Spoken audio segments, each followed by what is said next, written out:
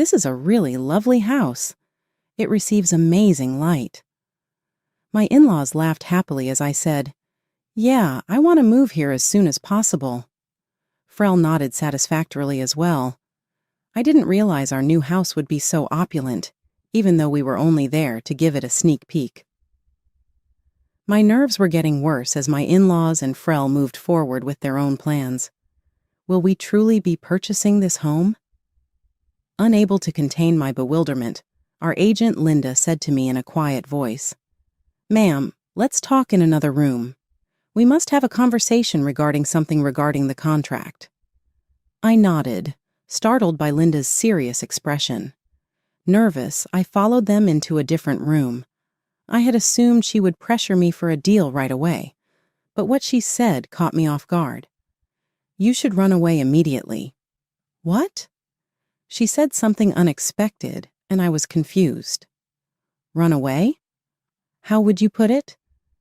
With a nervous tone, Linda said, "I'm sorry for shocking you so suddenly, but I've witnessed something." Her remarks contained startling information. "I go by Pamela Moore. This year marks my 32nd birthday. While my spouse, Frel, and I are not yet parents, we are seriously considering purchasing a home together in the near future. Though Frel would rather live in a more private, detached home, I have been missing the charm of a downtown apartment. Specifically, this is due to Frel's parents.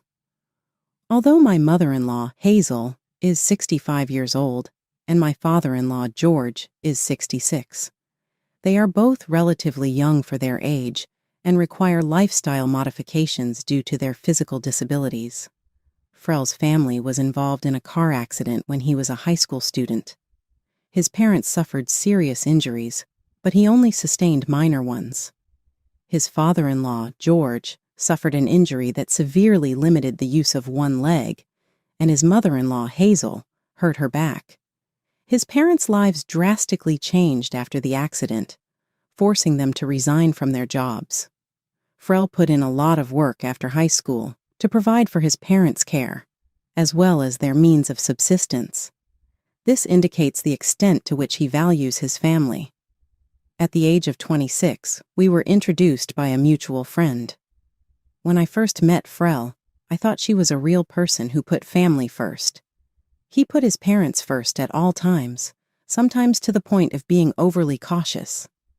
When I found out about his background, I was able to put aside my initial worries that he might be worrying excessively. He drew me in with his kindness and genuine love for his family, and I eventually started to feel a strong connection with him. Our mutual respect and understanding allowed our relationship to gradually grow. We eventually got married after our relationship progressed. Frel has been looking for a detached house during this process so that his parents can live more comfortably. It's obvious that his desire is justified given that he is an only child and his parents' health conditions. Though I've always had some misgivings about his parents, I started to believe that my gut was right over time. When I thought back to the day we announced our intention to get married 3 years ago, I felt a tinge of unease. Hazel gave me a warm welcome the first time I went to see his parents. "Greetings, Pamela. Although our house is small, please feel at home," she said. I said, "Thank you, I will," and carefully entered. As Frel had previously mentioned, I saw that she had difficulty walking. A moment later, George emerged from the rear of the space. "Nice to meet you, Pamela," he stated. "I'm looking forward to getting to know you better," but he stumbled while moving, obviously having trouble supporting his weight on his leg. This demonstrated the lasting effects of the traffic accident and how they affected his ability to work. Nevertheless, they were getting by with the insurance money they were receiving. Knowing this history, I started to identify the cause of my uneasiness. I was genuinely relieved that I had brought the pre-purchased pizza when I saw how they were. I was really appreciative of my in-laws' efforts to extend a warm welcome despite their physical difficulties, and I wanted to lighten their load as much as I could. When I placed the pizza on the table, Hazel exclaimed with joy, "I'm sorry for having you prepare such a wonderful treat. Thank you so much. Let's eat right away," she said, reaching for the pizza. Without hesitation, I was a bit surprised to see them eating so eagerly, but their genuine expressions of joy warmed my heart. At that moment, Frel jokingly exclaimed, "Hey, both of you starting without us? We're starving over here too." Hazel quickly responded, "Oh, I'm sorry. It's just that I haven't seen such delicious-looking pizza in so long. I couldn't help myself. But don't worry, there's plenty for you and Pamela too," she answered with a smile. As she did, she placed a can of emergency food on the table, saying modestly, "I'm sorry, it's just this." George also smiled and thanked her, saying, "Thanks, dear." Seeing my surprised face, Frel asked me, "What's wrong, Pamela? You look so shocked." I hesitated and muttered, well, trying to find the right words, when Frel suddenly stood up, realizing, "Oh, I forgot the drinks." "Look, I've brought them," said George, carrying a tray with glasses for everyone, walking with a bit of a stumble but making a determined effort. "Thank you, Dad. Mom, I'm sorry I should have prepared this." As I took the tray, I was shocked. The glasses were worn and some were cracked. The contents were just water. I saw my father-in-law fetching water from the bathroom earlier. Could it really be just tap water?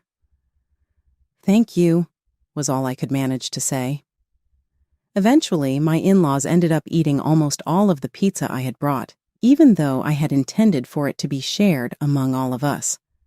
They were holding the pizza box repeatedly, saying, "It's delicious," and ate very quickly, creating an atmosphere where I felt I couldn't join in. Frel had no problem eating the canned side dishes.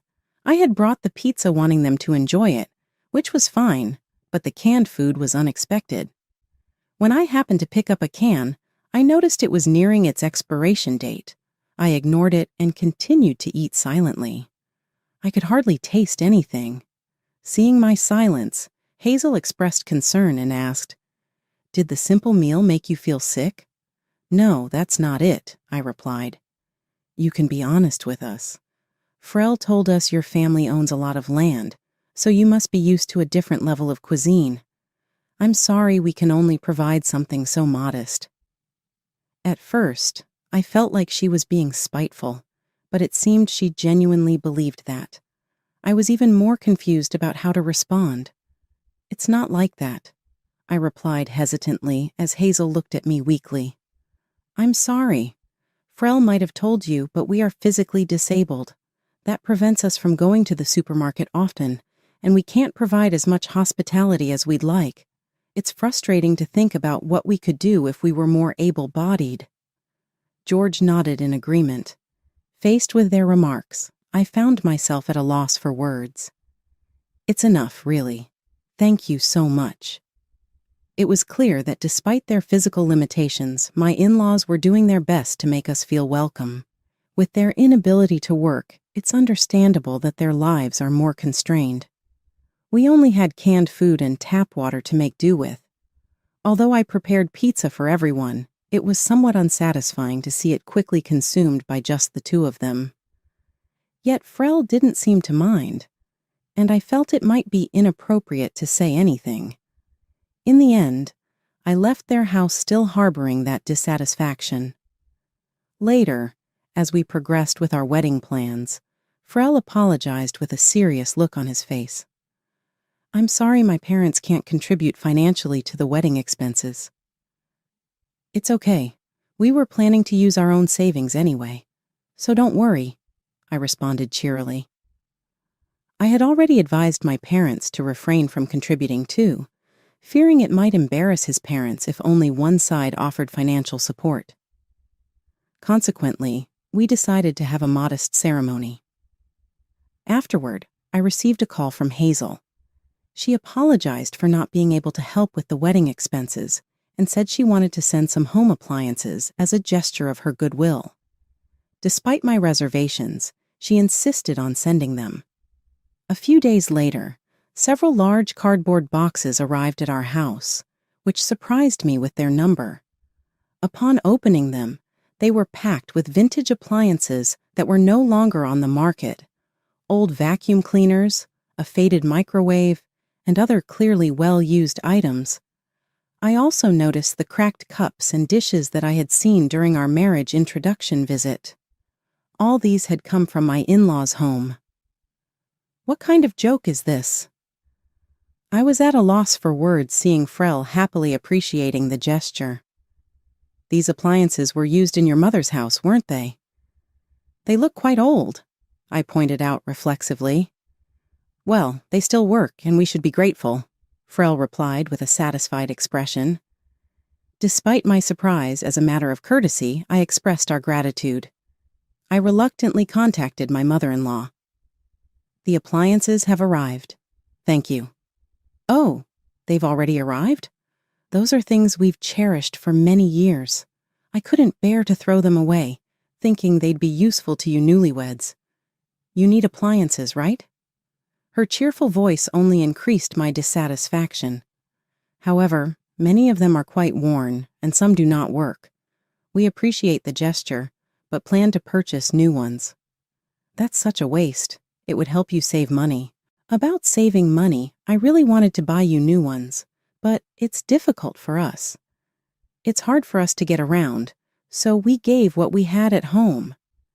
If they were worried about money, they didn't have to send anything. Moreover, my mother-in-law must have mentioned this to Frel because he approached me about it. Pamela, I heard you complained about the appliances. My parents went out of their way to send us household items. Don't take their intentions lightly. I didn't mean it that way. This made me feel like the villain. I ended up having to use the old appliances. This wasn't how I envisioned enjoying our newlywed life. It's a situation I find hard to accept, but I kept telling myself that they were considering finances in their own way. Then Frel proposed buying a new house. I have always dreamed of having my own home. Normally, this would be exciting news, but Frel seems to want a home that could accommodate living with his parents in the future. I'm troubled by this idea. Reflecting on my past interactions with his parents, I feel uneasy. I wonder if it's really okay to live together, given their priority has always been saving money, which is why they sent the old appliances. Initially, I thought they were trying to help in any way they could, but I began to doubt their intentions. Later, when I visited my in-laws' house, I noticed that all their appliances had been replaced with the latest models. This raised many suspicions in my mind. I had heard they were financially struggling, but was that really true? They used to say they couldn't go shopping due to difficulty in getting around. However, nowadays it's easy to make purchases online without needing to visit physical stores. This made me think that perhaps they just repurposed their old appliances as a wedding gift for us. I couldn't bring myself to tell Frel, but I felt anxious that living together might force us into a frugal lifestyle. Furthermore, considering their situation, I felt that new construction was out of the question. I was worried that they might suggest choosing a low-cost, aging house. Contrary to my concerns, they seemed to want a solidly built home. In fact, they were already looking at some properties. Seems like things are moving along, I said, perplexed. Yes, I took a drive last weekend and found a wonderful new property that I really liked, Frel responded, as if it were obvious. Why didn't you tell me about this? I felt left out and downhearted. Discussions about the house I was supposed to live in were being made without my knowledge. Feeling dissatisfied, I decided to go see the property. Frel, his parents, and I headed to the real estate agency. On arrival, the agent quickly approached us. She was a young and attractive woman. Her business card read, Linda Martin. Ma'am, nice to meet you. I am Linda, and I'll be handling your case, she said. Frel had arranged a car for us to go see the property together. Inside the car, my in-laws were chatting amicably with Linda. It seemed the new house was a ready-built home in a high-end area. I had a vague sense of unease. Eventually, our car stopped in front of the property. It was a luxurious single-family home with a spacious yard, clearly in an upscale neighborhood. We went inside and toured the layout. While in the living room, my in-laws were very excited. "Really, this house is charming. It gets such good light," they said. "Indeed, I want to start living here as soon as possible." As the conversation progressed, I felt anxious and couldn't help but interrupt. "Excuse me, but this is my first visit here." "Oh, is that so?" "My apologies," Linda replied, handing me the brochure. I was shocked when I saw the brochure. The price was clearly beyond our budget. It was likely a house we could not afford. Nevertheless, my in-laws and Frel seemed eager to pursue this property. As I was sweating with confusion, Linda was staring at me, her expression suggesting she had something to say. Holding the brochure, I pondered how to handle the situation. Soon after, my in-laws started walking towards the terrace. Frel joined them to provide support. They were deeply engrossed in their conversation. Then, as if she had made up her mind, Linda turned towards me and whispered quietly, "Ma'am, let's talk in another room. There's something about the contract we need to discuss." Surprised by her serious expression, I nodded. She led me to another room, and I was filled with anxiety. I thought she might press me to sign a contract immediately. However, what she said next was completely unexpected. "You should run away immediately." "What?" I was confused by her unexpected words. "What do you mean, run away?" "I'm sorry for startling you so suddenly, but I've witnessed something," she began, looking uneasy. What she revealed was shocking. It turns out that Frel and his parents had been coming to this property previously. According to her, during those visits, his parents walked without any assistance. What does that mean? My in-laws are supposed to have difficulty walking. I couldn't understand. They always seemed to struggle with walking. That's why working was difficult for them and shopping was a challenge. What on earth? I only managed to say that, Linda suggested. Would you like to see for yourself? She suggested peeking through a slightly open door to observe the three of them covertly. Indeed, my in-laws were walking on their own. They weren't using any canes or assistance. Why? Why would they pretend to be unable to walk? This could be evidence, so you should record a video, she advised. Her calm voice echoed. Evidence? What exactly? I'll explain in more detail later. Following her instructions, I shakily took out my phone and recorded a video of my in-laws walking. I just stood there, stunned. I couldn't comprehend what was happening. According to her, it seemed that my in-laws were pretending to have mobility issues. Therefore, she had recommended housing that was accessible for disabled persons. This house could have ramps installed, which would make moving around easier. She had suggested this, but my in-laws burst into laughter. "Oh no, we don't need anything like that," they said, and started walking briskly away. She did not understand why they were deceiving her. However, the reason became clear later when it came to providing mortgage documents. It was revealed that the contracts were being processed under my name. Here are the necessary documents. The documents clearly had my name on them. As she discreetly listened to their conversation, she overheard a shocking discussion between them. After all, it's best if Pamela pays for the loan. We've been pretending to be injured. We did receive a significant amount from the insurance, but we've almost used it up on the new appliances we bought. Mom, you're being too direct. But that's what we've been planning all along, isn't it? Find someone from a wealthy family. While my mother-in-law was nonchalant, my father-in-law also seemed satisfied. Frel kept his promise, didn't he? Pamela trusts us completely. A kind-hearted, wealthy person is easy to manipulate. Learning the truth, I was astounded. My in-laws had deliberately pretended to have mobility issues to fraudulently receive insurance money. Frel was aware of these facts all along. After she had let me hear that conversation between the three of them, I was silent for a while. I had never imagined that I would be the one paying the mortgage.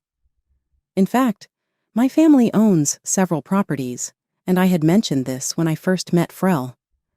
However, our lifestyle is very ordinary. My parents have always encouraged frugality, and we don't own expensive items. My income is not substantial. I'm just a regular office worker. I had never dreamed that being a landowner would make me a target for Frel's advances. Thinking that it meant wealth, I was overwhelmed and unable to react. Linda apologized to me. "I'm truly sorry for bringing this up so suddenly." "No, oh please don't worry about it. On the contrary, I appreciate you telling me," I replied emphatically. Noticing her expression darkened, she continued, "The matter is not yet concluded." What followed was even more shocking. Frel had said, "We'll need to draw on Pamela's resources moving forward."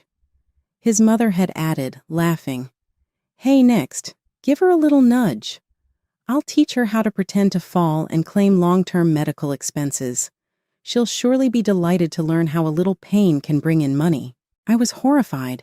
They intended to involve me in their fraud. "What do you mean?" They were speaking as if it were merely a push, but the intention was clearly to cause injury. The thought of being coaxed into committing such deceit was unforgivable. "I'm sorry to bring such distressing news, but I felt it necessary to tell you. This is a clear criminal act, and it could harm you as well." She spoke with evident concern in her voice. The implications were hard to believe, and even harder to accept. Witnessing the scene firsthand, I saw my in-laws walking boldly. My name was on the mortgage documents, and there was Frel, who had deceived me. The shock made me dizzy, and I stumbled. "Are you okay?" Linda caught me just as I was about to fall. I had to pull myself together. As my real estate agent, she had courageously revealed the truth. I had to take some action. "Thank you.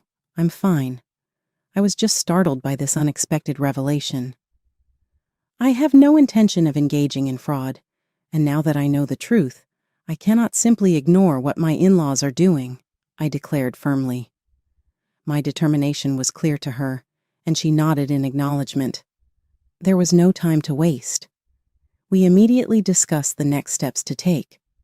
After that, I hurriedly left the building through a different exit while she distracted my in-laws using the excuse of feeling unwell. I messaged Frel that I was heading home ahead of him. Once home, I quickly started gathering evidence. I searched online for the date and details of the accident my in-laws had mentioned, information about the insurance company, and the doctors treating them. As soon as I was prepared, I decided to notify the insurance company. I raised the issue of fraudulent claims and explained the details to their Special Investigations Unit. I also made sure to attach and send the video I had recorded today via email. As a result, the insurance company held my in-laws criminally responsible, and they were arrested. It later emerged that the injuries they had sustained in the accident were indeed minor. Nevertheless, they had exaggerated their symptoms to continue receiving insurance payouts fraudulently. Normally, insurance companies are very vigilant about the potential for fraud in cases of traffic accidents. I had been wondering how they managed to deceive the audits, but the truth was eventually revealed. Shockingly, they had conspired with a relative who was a doctor to forge medical certificates, exaggerating minor injuries as severe ones. It's unbelievable. Of course, that doctor was also arrested. This doctor had previously been flagged by the insurance company for irregularities, which led to their swift arrest along with my in-laws. In the end, they were just a greedy family. It went beyond mere frugality.